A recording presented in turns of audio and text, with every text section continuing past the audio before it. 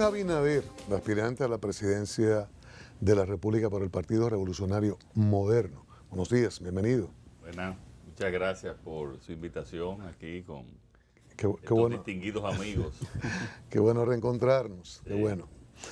Mire, antes de estos líos de los últimos días, esas situaciones de controversia que están en los diarios, ¿cómo usted ve el país, el diagnóstico de la realidad? Comenzamos el segundo trimestre del año, hay organismos internacionales que dan números, estadísticas sobre la marcha económica, ritmo de deuda.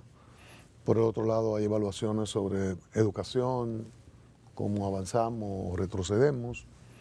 En fin, el diagnóstico suyo de la República Dominicana en este momento. Mira, Cristian, yo le he dicho siempre cuando hablo sobre el tema de la evaluación del gobierno, que en mi opinión es una opinión interesada porque Claro. yo soy de la oposición y normalmente la oposición debe de encontrarse todo mal. Por eso nosotros tenemos entonces que referirnos a las estadísticas. Porque yo quiero no ser el político tradicional, que esto está mal, que esto no sirve, sino decir esto está bien, vamos a continuar con este programa que va bien, vamos a continuar con aquello, vamos a detener aquello que está mal. Ahora, las estadísticas no mienten. ¿Hay un crecimiento económico? Sí, hay un crecimiento económico. Podemos debatir el nivel de ese crecimiento económico. Ahora, ese crecimiento económico ha llevado a un desarrollo económico. Los dominicanos tienen mejor calidad de vida. Ahí está la discusión. Y evidentemente que no. ¿Y por qué no hay calidad de vida? En la calidad de vida hay temas sociales y hay temas económicos. Y dentro de esos temas sociales y que no son, que van más allá de un simple número de crecimiento de la economía, está el tema de la criminalidad, que como hemos visto ha avanzado. Están los temas, los indicadores, y tú mencionabas el tema de la educación. Yo decía en la campaña que el mayor fracaso del gobierno del PLD era en la educación. Y me decían, pero al contrario, en los números y en las encuestas es que sale mejor valorado por el tema de la inversión del 4%, sí, aquella gran lucha de la sociedad. Sí, pero por eso es que es el mayor fracaso, porque ahí están los recursos, ahí hay el dinero disponible. Sin embargo, ustedes han visto los indicadores. Son penosos, señores, los indicadores que tenemos. Y vamos a decir, pero tampoco vamos a pedir al gobierno que cambie, pero ya son 6 años con el 4%. No vamos a decir que cambie un 100% de un año a otro. Pero ¿usted cree que es mucho pedirle que se mejoren un 5% las estadísticas anuales? ¿Es mucho pedirle al gobierno? ¿Eso ha pasado? No.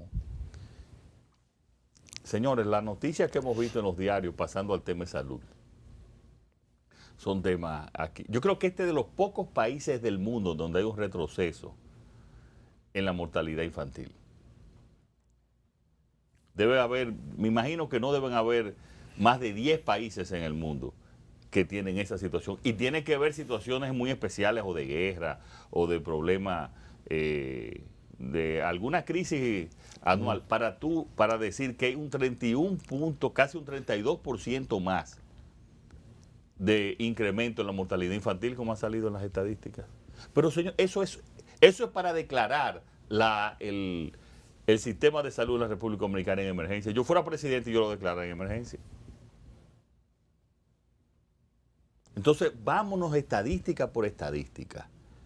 Y tú dices, bueno, lo que tenemos es el crecimiento de la economía, pero ese crecimiento de la economía, ni siquiera en el aumento del empleo, señores.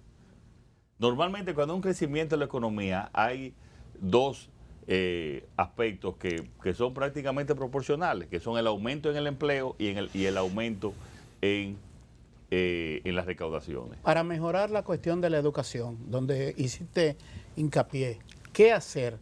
Porque tenemos más recursos, se han construido más aulas, sí. ¿Qué hacer?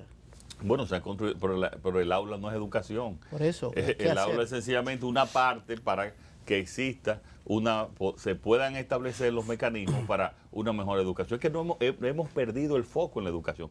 Aquí lo que teníamos era que hacer una revolución en el entrenamiento con los profesores, trabajar junto a ellos y decirle, vamos a ponernos metas el gobierno y los profesores para mejorar la calidad de la educación. Y esa parte apenas estamos dedicando un por ciento mínimo, que ahora no lo tengo, pero está en las estadísticas, para el entrenamiento de los profesores. Y nos concentramos todos en la inversión en las aulas. El estudio reciente refleja es una buena que hay gerencia que se necesita. Que hay deficiencia, y ahí estaban los planes, Omar. Deficiencia en lectoescritura y en matemática los estudiantes. Pero ¿Qué hacer entonces eso es básico. ¿Qué hacer con esa situación? ¿Con el mismo personal? ¿Con la misma? ¿Cómo cambiarlo? Si ese personal no funciona, tendremos que buscar el personal necesario. Pero eso es la gerencia, señores. Eso es una gerencia. Y ahí estaban los planes.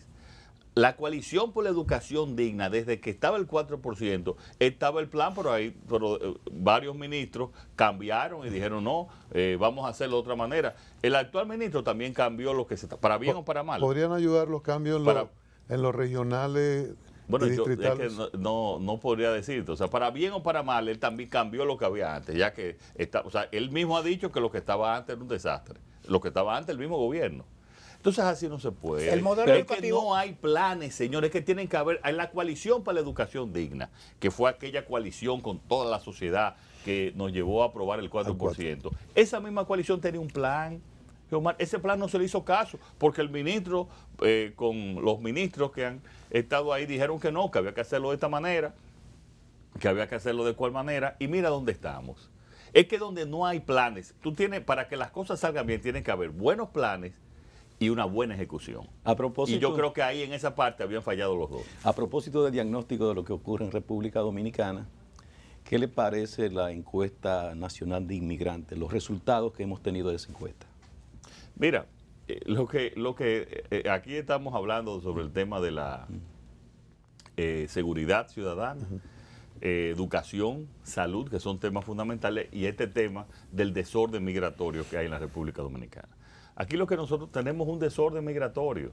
En el tema... Pero responde a la realidad los datos. Lo que deja. Mira, es que es muy difícil tú decir en este país, o sea, ni siquiera nosotros estamos en capacidad de decir si responde a la realidad o si no responde a la realidad. Lo que yo creo es que nosotros tenemos que cumplir con la ley de migración. La ley de migración es muy clara. Y si se cumple la ley de migración, prácticamente no existirían inmigrantes irregulares. Y en los últimos años es que hemos visto, por ese desorden migratorio, esa falta de interés también, hemos visto esta situación que realmente ha preocupado, con razón, a todos los dominicanos y dominicanas. Esa ley de migración, con la cuota 80-20, pero ese 20% que sean inmigrantes registrados, o sea, que vengan, trabajan 6 meses y después de 6 meses regresen a su país o el tiempo que fuera necesario. Y si cualquier empresario agrícola, de construcción, que incumpla, tiene que ser penalizado. ¿Ustedes saben cuál es la mayor revolución que hay que hacer en este país? ¿Cuál? Cumplir la ley. Usted mencionó el campo. El gobierno ha dicho que ha provocado cambios importantes, sobre todo a partir de las visitas sorpresa. ¿Cuál es su evaluación? Cristian, mira, mucha gente, y es un tema, cuando se habla de la visita sorpresa, ¿estamos de acuerdo en que el presidente visite a los diferentes lugares del país? No, perfecto, eso lo aprobamos. Que vaya, esté en contacto con la población. El día que lo hace, muy bien, un aplauso. Ahora, la visita sorpresa es el centro para el desarrollo de un país. Ahí es que nosotros tenemos nuestras diferencias. ¿Tú crees que hay que esperar a que el presidente vaya a un lugar para resolver un problema? Yo le digo al presidente que vaya al hospital Arturo Grullón del Centro Regional de Santiago, del Centro Regional de Pediatría, porque ahí están pidiendo una sala de cirugía de urgencia. Entonces hay que esperar que sea un presidente que vaya a resolver los problemas. Ese modelo yo creo que no es. 30.000 millones se han canalizado. Oye, yo no creo que ese es un modelo que puede funcionar. Yo lo que creo es que hay que establecer, por ejemplo, ¿qué es lo que va el presidente? A decirle, mire, yo le voy a financiar a usted, le voy a financiar aquello, a través del FEDA, que yo quiero, miren lo que es este país, el FEDA, que es el Fondo de Desarrollo Agropecuario. Pero, ¿y para qué está el Banco Agrícola? O sea, ahí hay una dualidad entre el FEDA y el Banco Agrícola. Entonces, tú lo que tienes que establecer es un programa del desarrollo a la pequeña empresa agropecuaria, que puedan venir todos a solicitar, y que el presidente, no solamente ese programa, sino otros, vaya semanalmente a supervisar esos programas. Pero yo no creo en un presidente de Santa Claus que vaya y le diga, mira, usted tiene este regalo. ¿Cómo es el presidente? Pero eso no es regalo, Luis. Santa Claus, o sea, ahí repartiendo regalos. Hay un retorno de pago, hay un compromiso. Y ahí están los números. Pero yo estoy diciendo de ir. Hay algunos que las son facilidades. Sí, hay algunos que son donaciones, hay otros que son. Yo no estoy discutiendo el método. Yo pienso que muchos de esos financiamientos son correctos, que se vayan y se den. Yo lo que digo es que no hay que esperar a que vaya el presidente, Geomar, es que eso no es posible, eso no funciona. ¿Cuál es el impacto en el sector empleo? Que se han creado empleos, pero obligatoriamente tienen que crearse empleos. Ahora, ese impacto en el sector empleo ha mejorado en el país. Lo hemos visto que no. Fíjense incluso lo que ha declarado, que respondiendo a la Miguel Seara, el gobernador del Banco Central, con el tema del empleo. Señores, el empleo que sea que ellos dicen que es que no es que ha mejorado la situación de empleo en el país, sino se ha mantenido. Pero oigan lo peor, no solamente que la mayoría del empleo creado es empleo informal, sino que el poco empleo informal, la gran mayoría, viene del sector público. ¿Usted sabe lo que es eso? O sea, que el sector privado no está creando empleo. Un cafecito, Santo. Sí, señor. Después de eso. Vamos el mejor café a mí me gustaría, del mundo. O sea, a mí me gustaría. Mírelo ahí, lo gustaría. Le gustaría, nosotros también nos. Además de tomar el café Santo Domingo. Sí. Toma el tuyo. Sí. A mí me gustaría estar y decir y apoyar. Gracias. Gracias. Sabor Gracias. que inicia en el arroz. Gracias. A mí me gustaría apoyar cualquier programa que sea positivo de este gobierno, de nosotros llegar a la presidencia. Si ese programa lo hizo este gobierno o el gobierno anterior, nosotros lo continuaríamos y le darían los méritos incluso al que lo hizo. O sea, nosotros es importante el balance en la democracia, que la oposición juegue un rol. Sí. El sistema, por ejemplo, político en Gran Bretaña tiene lo que se denomina la leal oposición a su majestad. Diputados de la oposición se encargan cada uno de, digamos... Bueno, no a su majestad, al gobierno. Leal oposición a su majestad, o sea, oposición leal a la majestad, que es la reina. Sí, entiendo, la reina. Entonces, cada diputado se encarga de dar seguimiento a un ministerio. Le responde cuando plantea algo, cuando toma una decisión. El equipo técnico de campaña de Luis Abinader, que trabajó, que daba respuesta con Roberto Fulcar a la cabeza y otros. ¿En qué está? El director de política pública es Miguel Seara. Sí, entonces, ¿en qué está actualmente ese equipo que responda cada vez que hay una decisión de salud pública, el equipo de salud, el equipo económico, para responder esas cosas, educación y así sucesivamente? Bueno, Miguel Seara vive muy activo y junto también con muchos técnicos también del proyecto y del partido, pero ahora lo ideal es, con la nueva administración de José Ignacio y Carolina, es establecer que el partido establezca una especie de, que es muy común en Europa, un ministerio en la sombra. Gabinete de la sombra. Ministerios en la sombra para que puedan hablar, no uno sino un gabinete en cada sector para que puedan entonces, cuando haya una situación, o no tiene que existir ninguna situación, sino que den opiniones en cada sector de gobierno. O sea, eso es de los planes que tienen tanto José Ignacio como Carolina en un partido que se va a renovar, que va a cambiar y que va a avanzar. Como ya lo mencionó, licenciado, entremos un poco ahí en los resultados de la convención. ¿Usted está satisfecho? Ha habido algunos participantes que han hecho denuncias muy duras sobre el proceso. ¿Usted cómo lo ha visto? Si cree que luego de estas denuncias, algunas inconformidades, si queda unificado, sale fortalecido el PRM. No, evidentemente sale fortalecido. De que existieron muchas fallas logísticas por una convención tan compleja. Esta convención es más compleja que las elecciones nacionales, Cristian. ¿Y por qué? Cuando tú vas a votar en las elecciones nacionales, imagínate, en las elecciones más complejas de los últimos, desde el año 1994, la última, la del 2016, porque eran elecciones generales, municipales, congresuales y presidenciales, te daban 3 boletas. En la convención nuestra te daban 4 boletas. O sea, fue muy complejo, y al ser tan complejo, pues evidentemente en la primera parte de la convención muchos aspectos logísticos fallaron. Ahora, lo que no falló fue el PRMista que fue a votar pacíficamente. Y esa es la grandeza fue masivo, de todo el proceso. Porque se ha cuestionado la participación, la cantidad. la CNO va a dar, no quiero dar números, la CNO debe al final dar los números, pero ustedes se dan cuenta, señores, la situación que parecían en muchos sitios elecciones nacionales. Y fueron pacíficamente. Y la segunda parte fue todavía mejor. ¿Ustedes escucharon algún problema que hubo? ¿Alguna situación de silletazos? No, violencia? Fue pacífico. Oye, todo bien llevado. y perfectamente. Sí. Realmente la militancia de ese partido merece un reconocimiento. Acudió perfectamente, que es lo más importante. Que hubieron fallas, sí es verdad. Y eso hay que ver y corregir. Pero yo me siento satisfecho por ese comportamiento de los PRMistas. Y ahora lo que tenemos que pensar es en la unidad. Mira, ¿tú sabes que yo me siento orgulloso? De que estuvieran compitiendo ahí. José Ignacio Paliza, que como el senador más joven del país, y con esa renovación que llevamos, pero que además un hombre del nivel de Jesús Félix Iglesias. ¿Qué partido tiene un candidato, esos candidatos?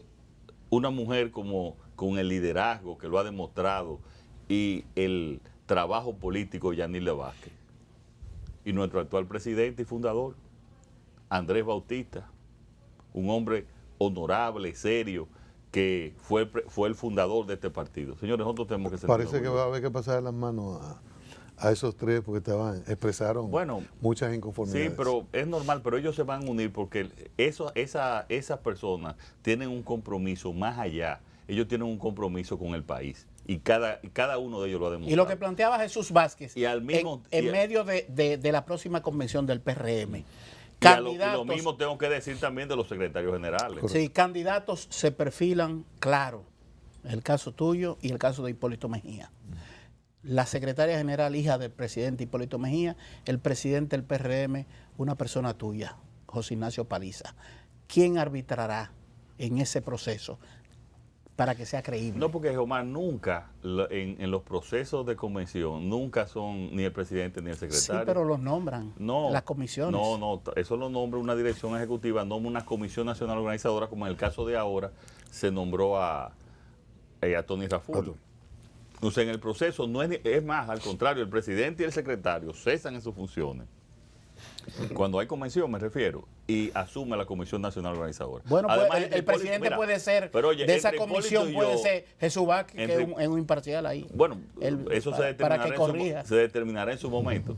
Pero entre Hipólito y yo no se necesita nadie que tenga ninguna mediación. Nosotros nos reunimos semanalmente. En medio de la... O desayuno en su casa, o desayuno en mi casa, o... nosotros no pasan 2 días sin hablar sobre algún tema. Ahora, pero son los seguidores, no hay mediación. la pasión de los seguidores. La mediación es entre nosotros. Uno ve, y qué bueno que se dan esos encuentros semanales, porque uno en la distancia ve como al PRM, por un lado, y como que Hipólito a veces como que se sale de la fila con una frecuencia inusitada.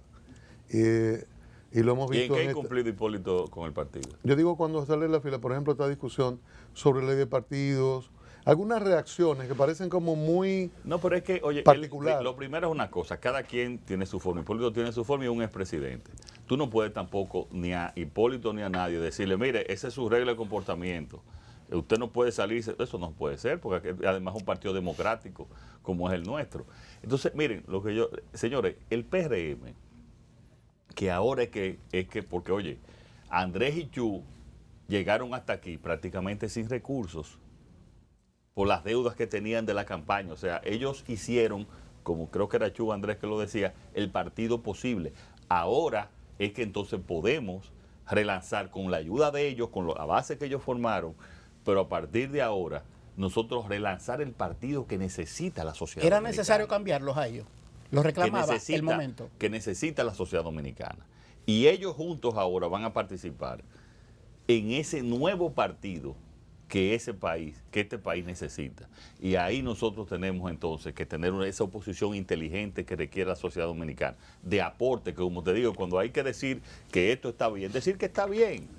Mira, nosotros no tenemos, por ejemplo, en los grandes pactos que deberían venir, como el pacto fiscal, que lo manda la Estrategia Nacional de Desarrollo. Bueno, el pacto eléctrico se está discutiendo, pero incluso hasta el pacto eléctrico, nosotros no tenemos miedo de pactar, tampoco tenemos miedo de enfrentar. Ahora, lo que nos tiene que llevar a nosotros o a pactar o a enfrentar es el interés nacional. El interés nacional, si en un momento vemos que se está afectando el interés nacional, entonces es el momento de enfrentar al gobierno. Obviamente, cuando digo enfrentar, por las vías democráticas. Y si tenemos que pactar para bien del país, vamos a pactar para bien del país. Ahora, lo que tenemos es que defender siempre el interés nacional. A propósito de pacto. Y ese es nuestro compromiso. Un PRM que, perdón, 2 minutos. Fíjense la diferencia. El PRM tiene una gran diferencia con los demás partidos políticos, que mucha gente no se da cuenta. El presidente y el secretario del partido no pueden aspirar. O sea, es un partido anticaudillo. Aquí se habla evidentemente que el los liderazgo de estatutos lo Hipólito y de establecen Luis, ahí, los sí, estatutos. lo establecen. Y eso no es, pero este partido no es de Hipólito. y eso no va de contra Luis. la Constitución. Si algún presidente llega y somete ante el Tribunal Constitucional un recurso diciendo Bueno, que le están... esa es nuestra ley interna. Y Porque ahora se ha puesto muy de moda el constitucionalismo. todo. Bueno, pero en el caso nuestro, eso se ha respetado y no ha habido ninguna situación. Entonces, oye, esa es una diferencia. Por eso tiene que ver con los principios de anticaudillo. Que Hipólito decidió por una candidatura y nosotros también. Sí, pero fuimos a la base a buscar el voto. Y gente que me apoya a mí a la parte presidencial dijo, no, yo voy a votar por este candidato y perfecto, nosotros lo respetamos. Y así mismo también. Con la situación que hay dada en el Partido de la Liberación Dominicana en la pugna por el poder entre Danilo, Leonel, se ha llegado a insinuar, se ha llegado hasta a hablar de posibilidad de que entre Luis Abinader y Leonel se dé algún tipo de acuerdo con miras a elecciones del 2020. Sí, Leonel apoya Se ha dicho inclusive que ha habido encuentros, que ustedes se han encontrado, que han hablado y eso. ¿Cómo se puede visualizar esa situación? Mira, tú sabes que mucha gente, incluso del gobierno, ha dicho y afirma que la reunión de Luis y de Leonel, cuando haya una reunión entre Luis y Leonel, tiene obligatoriamente que ser pública, no puede ser privada. Y cuando me reúna con el presidente de la República, que me puedo reunir con Danilo, como me puedo reunir con Leonel, como me puedo reunir con Quique, como me puedo reunir con el presidente. ¿No ha habido de cualquier comunicación, partido, aún sea sin reunión? Nos podemos reunir. Eso es un pecado reunirse con... No, de ninguna para manera. acordar Eso cualquier es situación. bueno. Eso es bueno. Entonces, en el momento en que haya una reunión será pública, en el momento que hayan acuerdos también serán públicos. Que existan coincidencias en algunos casos con una de esas facciones, pues pueden existir, y eso es normal. A propósito de eso, licenciado, el Senado dio la segunda lectura ayer y siguió adelante, pese a los pronunciamientos de sectores muy importantes de la sociedad dominicana. No, de todos los El escenario va a ser la De Cámara de todos. Diputados, sí. Iglesia, CONET, Finjus, Asociación de Jóvenes Empresarios, etcétera. Pero algunos dicen ahí que el tren del danilismo no se detiene y hay algunos diputados que han comenzado a denunciar a un supuesto hombre del maletín. ¿Qué podría pasar en el escenario de la Cámara de Diputados? Ustedes como mayor expresión de oposición. Y voy ahí, pero yo te quiero decir esto, Cristian. Aquí hemos mencionado que prácticamente el sector salud está en un estado de emergencia. La seguridad ciudadana en la República Dominicana. Yo quiero denunciar aquí que el 50% o más, porque eso no se puede determinar, de los robos no se están denunciando a la Policía Nacional. O sea, aquí las estadísticas de robo están muy por debajo de la realidad. O sea, la seguridad ciudadana está en sus peores momentos. Hablamos de la educación a pesar de la gran inversión que tenemos. ¿Y qué hablar de los organismos de control del gobierno? Aquí no hay control, ¿eh? Olvídense que aquí hay Contraloría y Cámara de Cuentas. ¿Pero por qué la Aquí, gente no denuncia ante la policía? ¿Por qué? Usted dice 50%. No tiene fe y no denuncia. Se cayó. No tiene Así fe y andamos. no denuncia. Eso es lo que está pasando. Pero eso no lo dice Luis Abinader, eso está en todos los reportes, incluso la misma policía. Pero oye esto, Geomar. Los controles. Los controles. Aquí desgraciadamente tiene que haber una tragedia para que vaya a la Contraloría, a la Cámara de Cuentas, a una institución. ¿Cómo se supo lo del CEA, de los solares? Hubo una tragedia de un asesinato. ¿Cómo se supo lo de Oisoy? Una tragedia, un asesinato. ¿Cómo se supo lo de la ONSA? Una tragedia, un asesinato. ¿Ustedes conocen otras auditorías que se hayan realizado si no hay una tragedia como desgraciadamente han pasado esas? Este país no hay control, señores. Es lo que yo estoy diciendo es grave. Entonces, ante este panorama que nosotros estamos viendo, hasta un gobierno que ha sido, para enfrentar esos problemas, ineficaz, a pesar de ese crecimiento económico, por razones más externas que internas. Entonces, yo te pregunto, ¿cuál es la intención de un gobierno con todos esos problemas a resolver? Meterse en contra de la corriente para crear intranquilidad, falta de gobernabilidad en un proyecto de ley que no solamente está en contra, como tú dices, de toda la sociedad, sino que también muchos dicen, juristas muy importantes, de que es inconstitucional. Entonces yo no me explico. Le devuelvo la pregunta, ¿cuál es la intención? No, yo me gustaría preguntárselo, para mí no, pero habría que preguntárselo al presidente de la República y a sus seguidores. Yo no creo, eso hoy no pasa en la Cámara de Diputados. Algunos dicen que es un primer paso para una posibilidad de repostulación. Bueno, pero eso no lo prohíbe la Constitución. Sí. Yo prefiero, como eso lo prohíbe la Constitución, y el presidente ha dicho muchísimas veces, y hasta juró por Dios que no se iba a reelegir, yo prefiero creer. No, pero él dijo la otra vez que no. Entonces, bueno, pero... Ya eso fue violado una vez. Pero él juró por Dios ahora y está en la Constitución. Entonces yo prefiero creer eso. Entonces yo te pregunto, ¿cuál es el interés? Con tantos problemas para resolver. Yo te hablo de un pacto fiscal y tú mencionaste el endeudamiento, que no le di seguimiento a ese tema. Aquí hay un problema grave de deuda, señores. A final de este periodo, para el 2020, alrededor del 32% de los ingresos fiscales se van a tener que destinar al pago de intereses solamente de la deuda. Al pago de intereses de la deuda. Debe ser, nosotros lo estudiamos, el equipo económico nosotros, uno de los porcientos más altos del mundo. Por cierto, mucho más alto que el de Grecia, que es un 21%. Y donde hubo, ustedes saben lo que pasó, una debacle.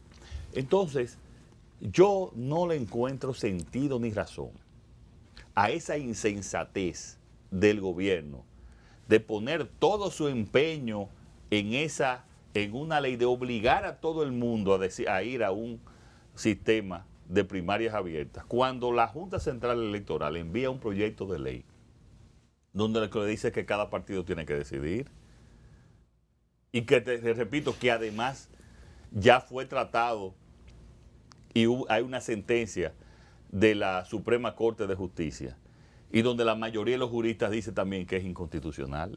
Yo no entiendo, la verdad es que no entiendo. Pero hay quienes plantean que el contexto es diferente actualmente a lo que había acontecido antes, que ha variado. Y se inscriben en la teoría de la flexibilidad del derecho, la evolución. Oye, Gemar, siempre va a haber. Perdón, pero ese tema, la primaria se trató y se declaró inconstitucional. Acogiéndonos a y dice la Constitución del 2010 que no puede tratarse. Cuando la Suprema Corte de Justicia fungía como órgano de control constitucional, emitió esa sentencia, y es la verdad. Y hay quienes hablan de la garantía de seguridad jurídica, que variar las leyes, variar la Constitución constantemente no inspira estabilidad, incluso hasta para inversionistas extranjeros y los derechos de todos. Que porque se mira en encuestas que una mayoría o una supuesta mayoría quiere algo, no se puede cambiar metalaganariamente. Todo eso es así. Ahora, ¿cuál es la realidad del PRM cuando vaya a la Cámara de Diputados? Sus diputados, ¿qué van a hacer cuando se somete el proyecto? Ya se ha dicho, fíjate, el presidente del partido, Andrés, hizo una rueda de prensa antes de ayer, donde aclaró que todos los diputados del PRM iban a votar como ya se había establecido desde hace un año por las primarias. Ustedes van a cerradas. enviar una comisión que esté vigilante ahí mirándolo a los muchachos. Bueno, ya eso lo decidirá el partido, pero te estoy hablando de la decisión del partido y además el convencimiento. Es que mira, esto no es solamente ahí. Tú ves esos diputados Nadie del se puede PLD. enfermar, ¿eh? Tú ves los diputados del PLD. Esos diputados del PLD, además de que son seguidores de una de las facciones, se están cuidando ellos mismos. Es que esa ley de primaria va a destruir, si se aprueba la ley de primarias abiertas, escuchen lo que le estoy diciendo, es el principio del fin del sistema de los partidos Brevemente, políticos. ¿por qué? Porque he visto a 8 partidos pequeños que apoyaron ayer eso. Es decir, lo mismo que están apoyando al gobierno, o sea, que son Correcto. empleados todos, y con una llamada, que la mayoría de ellos están en desacuerdo y lo dicen en privado, pero son los seguidores del gobierno. Esos son todos, algunos de ese partido no fue a la ley del gobierno. Pero en el Senado votó Amable Ariti Castro, que no es del Todos. gobierno, por eso, que tiene su partido. ¿Y que a quién fue aliado Amable en las elecciones pasadas?